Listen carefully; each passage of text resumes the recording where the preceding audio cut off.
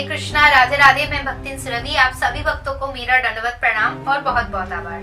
25 दिसंबर को गीता जयंती है, जिस दिन भगवान श्री कृष्ण ने अर्जुन को भगवत गीता का ज्ञान प्रदान किया था। उस दिन मोक्षदा एकादशी भी है। आज का वीडियो किस टॉपिक के ऊपर होने वाला है बता देती हूँ। आज के वीडियो में मैं भगवत गीता के जितने भी चैप्टर्स है, 18 चैप्टर्स है, उन सारे चैप्टर्स का जो समरी है वो मैं एक एक करके बताऊंगी।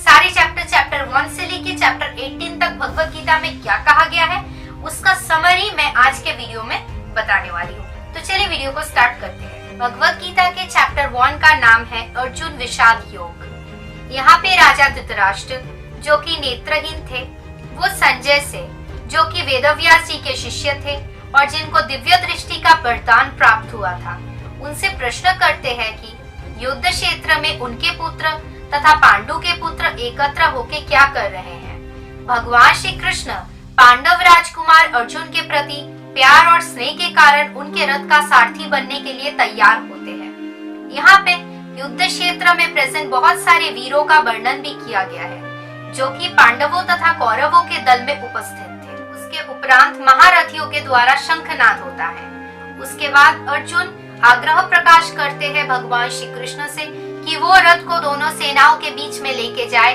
ताकि अर्जुन देख पाए कि दुर्योधन के पक्ष में कौन कौन खड़े हैं। उसके बाद अर्जुन देखते हैं कि उनके विपक्ष में उनके गुरु, उनके रिश्तेदार तथा उनके मित्र खड़े हैं और उनके मृत्यु के बारे में सोच के अर्जुन बहुत दुखी हो जाते हैं। उसके बाद वो अपने धनुष और बाण को नीचे फेंक देते हैं और युद्ध न करने का फैसला लेते हैं। अब हम चलते हैं भगवत गीता के चैप्टर नंबर 2 में, जिसका नाम है सांख्य योग। यहाँ पे अर्जुन भगवान श्री कृष्ण के सामने आत्मसमर्पण कर देते हैं और भगवान श्री कृष्ण से अनुरोध करते हैं कि वो उनको मार्गदर्शन कराए। भगवान श्री कृष्ण अर्जुन को समझाते हैं कि अर्जुन वास्तव में किसी का भी हत्या नहीं कर रहे हैं, क्योंकि आत्मा का ना ही जन्म होता है और ना ही मृत्यु होता है। आत्मा शरीर के मृत्यु के बाद एक शरीर से दूसरे शरीर में स्थानांतरित हो जाता है। यहाँ पे भगवान श्री कृष्ण अर्जुन को समझाते हैं कि उनकी इच्छा और सेवा के लिए कोई भी कार्य अगर किया जाए तो उसका कोई भी पाप पूर्ण प्रतिक्रिया नहीं होती है। यहाँ पे भगवान श्री कृष्ण वेदों का उद्देश्य तथा आत्मा के बारे में विस्तार में वर्णन करते हैं। वो अर्जुन को समझाते हैं कि उनकी सेवा मतलब कि युद्ध में स्थिर रहने के लिए और मन की इच्छाओं को अनदेखा करने के लिए। यहाँ पे भगवान श्री कृष्ण बुद्धि योग यानी कि भक्ति योग और कर्म के बारे में अर्जुन को समझाते हैं और अर्जुन भ्रमित हो जाते हैं और बुद्धि योग को चूज करते हैं और उसको बहाना बनाते हैं युद्ध के मैदान को छोड़ने के लिए। हम चलते हैं भगवत गीता के चैप्टर नंबर 3 में, जिसका नाम है कर्म योग। यहाँ पे भगवान श्री कृष्ण कर्म के बारे में बताते हैं, रिएक्शन फ्री भक्ति मूलक कर्म के बारे में बताते हैं और अर्जुन के गलत विचार को क्लियर करते हैं कि सभी कर्म फलदायी है और आसक्ति के ओर ले जाती है। भगवान श्री कृष्ण अर्जुन से कहते हैं कि उनको युद्ध में भाग लेना चाहिए, क्योंकि कर्म के प्रतिक्रियाओं के बारे में सोच के कर्म को त्याग कर देने से ये बेहतर है कि पापपूर्ण प्रतिक्रियाओं से बचने के लिए भक्ति मूलक कार्यों को करना। भगवान श्री कृष्ण अर्जुन से कहते हैं कि उसको युद्ध में भाग लेना चाहिए, लेकिन ज्ञान बुद्धि के साथ और बिना आसक्ति के साथ। भगवान श्री कृष्ण अर्जुन को सलाह देते हैं कि वो अपने इंद्रियों पर नियंत्रण करें और भगवान श्री कृष्ण अर्जुन से ये भी कहते हैं कि आध्यात्मिक बुद्धि के साथ और अपने इंद्रियों को नियंत्रण करने के साथ साथ वो अपने परम शत्रु यानी कि मोह या वासना पर विजय प्राप्त कर सकते हैं। इसके बाद हम चलते हैं भगवत गीता के चैप्टर नंबर 4 में, जिसका नाम है ज्ञान योग। भगवत गीता के चैप्टर नंबर 3 में भगवान श्री कृष्ण अर्जुन को सलाह देते हैं कि वो पूर्ण ज्ञान के साथ युद्ध में भाग ले। इस चैप्टर में यानी कि चैप्टर नंबर 4 में भगवान श्री कृष्ण अर्जुन को डिफरेंट एस्पेक्ट्स ऑफ ज्ञान के जो विभिन्न एस्पेक्ट्स हैं उसके बारे में वर्णन करते हैं। गुरु शिष्य परंपरा में ज्ञान को प्राप्त करने के बारे में भगवान श्री कृष्ण विस्तार में वर्णन करते हैं।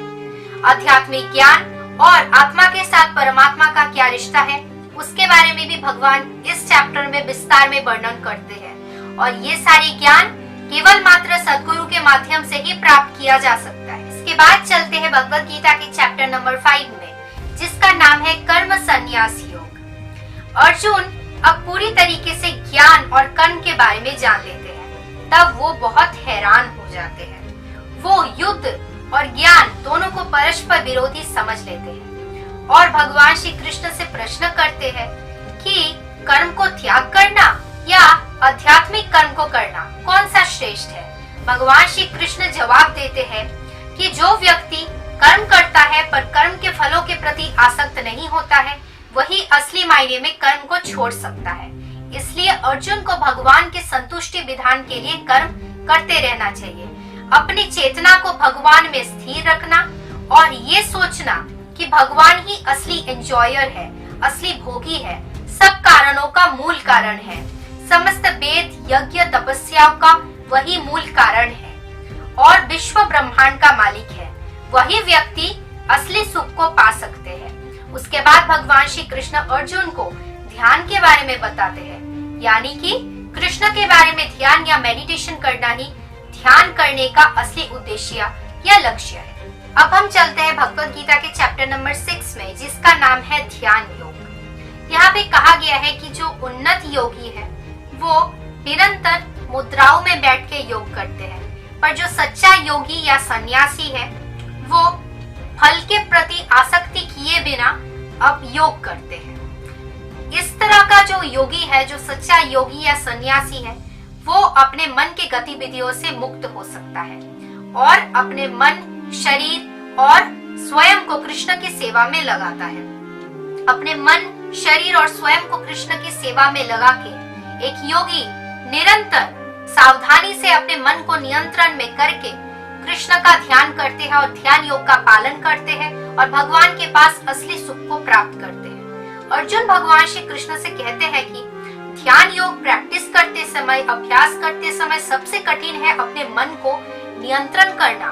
भगवान श्री कृष्ण कहते हैं कि निरंतर प्रैक्टिस के साथ और दृढ़ संकल्प के साथ अपने मन को नियंत्रण किया जा सकता है और भगवान की सेवा में अपने मन को लगा लेना, यही असली योग है। इसके बाद चलते हैं भगवद गीता के चैप्टर नंबर 7 में, जिसका नाम है विज्ञान योग। यहाँ पे भगवान श्री कृष्ण अपने ज्ञान के बारे में बताते हैं और अपने ऐश्वर्य ऊर्जाओं के बारे में वर्णन करते हैं। वो कहते हैं कि वही सर्वोच्च सत्य है और उनसे ही सब कुछ आया है। सभी के अंदर सक्रिय सिद्धांत और उसके विविध सामग्री और आध्यात्मिक ज्ञान के द्वारा सभी विस्तरित है, तो परिचालित है।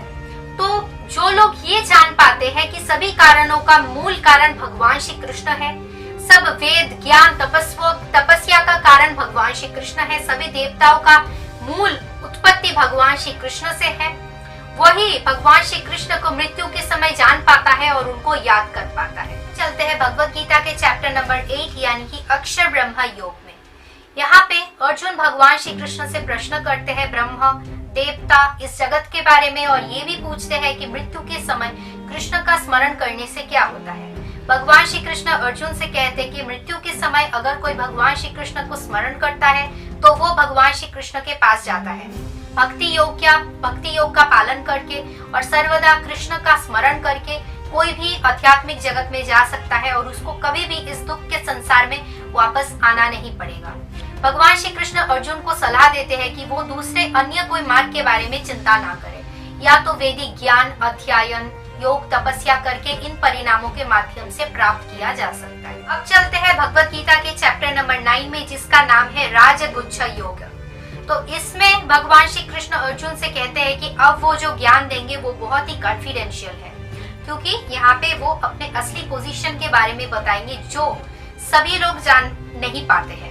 सिर्फ वही लोग जान पाते हैं जो दिल के सच्चे हैं और जो दूसरों पे ईर्ष्या नहीं करते हैं। भगवान श्री कृष्ण यहाँ पे बताते हैं कि जो महात्मा है वो कृष्ण कौन है, उनको असली मायने में जान पाते हैं और कृष्ण ही असली एंजॉयर है, असली भोक्ता है और उनका पूजा करते हैं और उनका सेवा करते हैं। भगवान श्री कृष्ण कहते हैं कि उनको अगर कोई भक्ति भाव से उनका पूजा करता है तो भगवान श्री कृष्ण उनके पास आते हैं, यहाँ तक कि उनके कमियों को भी वो कंपेंसेट कर देते हैं। भगवान श्री कृष्ण सिर्फ क्या मांगते हैं? पत्र, पुष्प और पानी, जो उनको प्रेम और भक्ति से निवेदन किया हो। भगवान श्री कृष्ण कहते हैं कि उनका कोई भक्त अगर गलती से भी कोई पाप करे तो उसको भी वो सुधार देंगे, क्योंकि भगवान श्री कृष्ण ने वादा किया है कि उनका भक्त कभी भी नष्ट नहीं हो सकता। चलते हैं भगवत गीता के चैप्टर नंबर 10 में, जिसका नाम है विभूति योग। यहाँ पे भगवान श्री कृष्ण अपने ऐश्वर्य के बारे में बताते हैं और खुद को भगवान के रूप में रिवील करते हैं। वो बताते हैं कि समस्त विश्व ब्रह्मांड का मालिक वही है। समस्त मुनि ऋषि तपस्वी देवता भौतिक और आध्यात्मिक जगत का उनसे ही उत्पत्ति हुआ है। समस्त पर्वत सागर नदी का उत्पत्ति भी उनसे ही हुआ है। ये जानने के बाद अर्जुन अपने आप को भगवान के पास आत्मसमर्पण कर देते हैं और अर्जुन भगवान श्री कृष्ण से कहते हैं कि उनको कृष्ण से अच्छा और कोई भी नहीं जान सकता है। चलते हैं भगवत गीता के चैप्टर नंबर 11 में, जिसका नाम है विश्व रूप दर्शन योग। यहाँ पे भगवान श्री कृष्ण अपना असली रूप अर्जुन को दिखाते हैं और उनके असली रूप का प्रमाण देते हैं। यहाँ पे भगवान श्री कृष्ण कहते हैं कि जो भी भगवान होने का दावा करता है, इस जगत में भी भगवान होने का दावा करता है, इस मटेरियल वर्ल्ड में, उनको ये विश्व रूप दिखाना होगा जो भगवान श्री कृष्ण के सिवा और कोई भी नहीं दिखा सकता है। भगवान श्री कृष्ण अपने अंदर समस्त देवताएं, समस्त मुनि ऋषि तपस्वी वेद, जितने भी शास्त्र हैं, जितने भी पहाड़ है, नदी है, सागर है, पेड़ पौधे है, जितना भी चीज इस पूरे अनंत कोटि विश्व ब्रह्मांड में है, सब कुछ अपने अंदर प्रकाश करते हैं। और ये रूप देख के अर्जुन बहुत डर जाते हैं भगवान का ऐसा विश्व रूप देखने के बाद। उसके बाद भगवान अर्जुन को दोनों भुजाओं में दर्शन देते हैं, जो कि सभी लोग दर्शन नहीं कर पाते हैं। जो भगवान के बहुत शुद्ध भक्त होते हैं, केवल वही दोनों भुजाओं में भगवान का दर्शन कर पाते हैं। जो भगवान को भक्ति योग का अभ्यास करके भगवान का सर्वदा स्मरण करते हैं, वही सिर्फ ऐसे दोनों भुजाओं में भगवान का मधुर रूप का दर्शन कर सकता है। चलते हैं भगवत गीता के चैप्टर नंबर 12 में, यानी कि भक्ति योग में। भगवान श्री कृष्ण का विश्व रूप दर्शन करने के बाद अर्जुन अपने असली पोजीशन को, यानी कि अपने असली परिचय, अपने असली आइडेंटिटी को बताते हैं कि वो कृष्ण के दास है, उनके भक्त है। फिर वो कृष्ण से प्रश्न करते हैं कि उनका भक्ति भाव से सेवा करना या इम्पर्सनल रूप में सेवा करना कौन सा श्रेष्ठ है। भगवान श्री कृष्ण कहते हैं कि उनका व्यक्तिगत रूप से सेवा करना ही सर्वश्रेष्ठ है, इसलिए सर्वदा कृष्ण का चिंतन और सेवा करना चाहिए। और ऐसे ही वो भगवान के पास कोई भी जा सकता है, सर्वदा भगवान का स्मरण करके और मृत्यु के समय भगवान को याद करके। और यदि ये कोई नहीं कर सकता है तो सही ठीक तरीके से भक्ति योग का पालन करके, भक्ति योग में समस्त नियमों का पालन करके कोई अपने आप को शुद्ध बना सकता है। भगवान श्री कृष्ण यहाँ पे असली भक्त के लक्षण के बारे में बताते हैं। वो ये कहते हैं कि जो असली भक्त है वो दुख और सुख दोनों परिस्थिति में स्थिर रहते हैं और भक्ति भाव से और प्रेम के साथ भगवान का सेवा पूजा करते हैं। इसलिए भगवत गीता के चैप्टर नंबर 13, यहाँ पे भगवान श्री कृष्ण अर्जुन के 6 सवालों का जवाब देते हैं। इस चैप्टर का नाम है क्षेत्रज्ञ योग। यहाँ पे भगवान श्री कृष्ण अर्जुन के 6 सवालों का जवाब देते हैं, जो कि क्षेत्रज्ञ, प्रकृति, पुरुष, ज्ञान और ज्ञान के विषय वस्तु। तो यहाँ पे भगवान श्री कृष्ण कहते हैं कि शरीर, आत्मा और परमात्मा के बीच में जो अंतर है, जो इसको समझ पाते हैं वो आत्मद्वंद्वों से मुक्ति पा सकते हैं और सर्वोच्च गंतव्य यानी कि हम भगवान के धाम को प्राप्त कर सकते हैं। जो विनम्रता पूर्वक ज्ञान को विकसित करते हैं वही आत्मद्वंद्व से मुक्ति पा सकते हैं। चैप्टर नंबर 14 गुणत्रय विभाग योग। यहाँ पे 3 गुणों के बारे में कहा गया है। तो यहाँ पे ये भी कहा गया है कि कोई व्यक्ति इन 3 गुणों के अतिरिक्त जा सकता है और वो भक्ति योग के माध्यम से। इस तरह वो अपनी गतिविधियों को उखाड़ के फेंक सकता है और अपनी आत्मा को ब्रह्म स्तर में उठा सकता है। इसके बाद है चैप्टर नंबर 15 पुरुषोत्तम योग। यहाँ पे भगवान श्री कृष्ण कहते हैं कैसे हम अपने आप को पदार्थ के पकड़ से मुक्त कर सकते हैं। वो इस भौतिक जगत को एक अपसाइड डाउन बरगद के पेड़ के साथ तुलना करते हैं और अर्जुन को सलाह देते हैं कि वो अपने आप को इस भौतिक जगत से डिटैच कर ले। आत्मसमर्पण करके और भक्ति योग का पालन करके हम अपने आप को इस भौतिक जगत से डिटैच कर सकते हैं और भगवत धाम में जाने की हम काबिल बन सकते हैं। भगवान कहते हैं कि जो मूर्ख है वो ये नहीं समझ पाता है कि आत्मा का मृत्यु नहीं होता है, पर शरीर के मृत्यु के बाद आत्मा एक शरीर से दूसरे शरीर में ट्रांसफर हो जाता है। भगवान का सेवा पूजा करना ही मूल उद्देश्य है और ये वेदांत में, वेदों में कहा गया है और ये वेदों का सबसे कॉन्फिडेंशियल हिस्सा है। तो अब चलते हैं चैप्टर नंबर 16 में, दैवासुर संपद विभाग योग। तो पहले भगवान श्री कृष्ण 26 दैविक गुणों का वर्णन करते हैं। अब वो आसुरिक गुणों के बारे में कहते हैं जो हमारे आत्मा को डिग्रेड कर देता है, नीचे लाता है। जब हम अभिमानी हो जाते हैं, क्रोधित हो जाते हैं, अज्ञानी हो जाते हैं, तब वो आसुरिक मानसिकता के हम होना स्टार्ट कर देते हैं।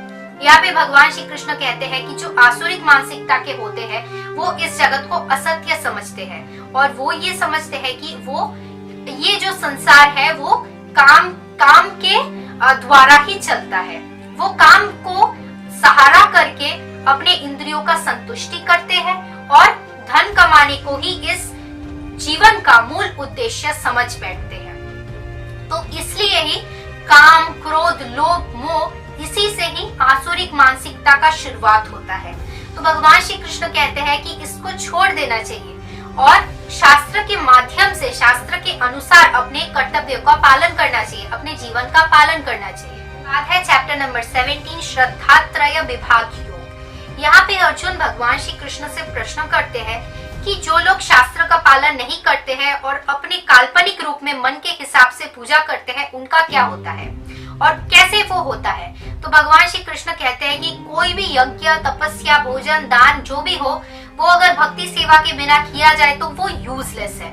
इसलिए डायरेक्टली भक्ति योग के माध्यम से, कृष्ण भवनामृत के माध्यम से कृष्ण का सेवा पूजा ही करना चाहिए। तो ये है लास्ट चैप्टर भगवत गीता का, चैप्टर नंबर 18 मोक्ष योग।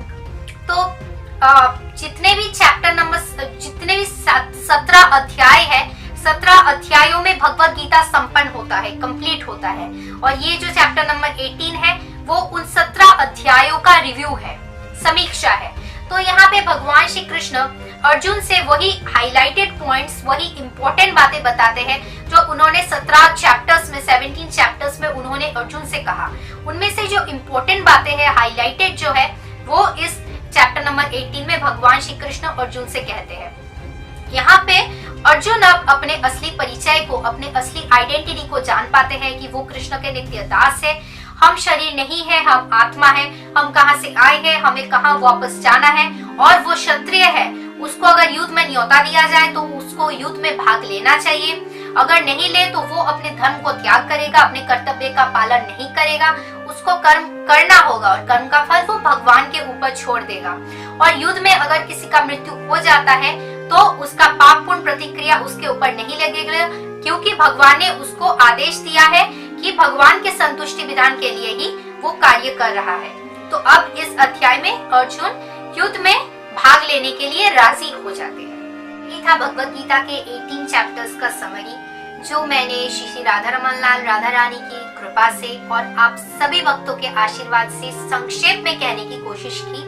तो कोई भी गलती हो गया हो तो प्लीज आप सब मुझे माफ कर देना। और आप सबका कोई भी क्वेश्चन होगा तो आप नीचे कमेंट करके बता सकते हो। ये वीडियो मेरे YouTube चैनल पे भी जा रहा है और Facebook पेज पे भी जा रहा है, दोनों जगह पे। तो आप लोग नीचे कमेंट करके बता सकते हो कि कोई क्वेश्चन अगर हो तो मैं जरूर उसका आंसर देने की कोशिश करूंगी। और कोई भी गलती हो गया हो तो प्लीज आप लोग मुझे माफ कर देना। और आज के लिए वीडियो को यहीं पे खत्म करते हैं। आप सब बहुत अच्छे से रहो, बहुत खुश रहो। श्री राधा रमन लाल और राधा रानी की कृपा आप सब पर हमेशा बनी रहे। हरे कृष्णा, जय श्री राधे।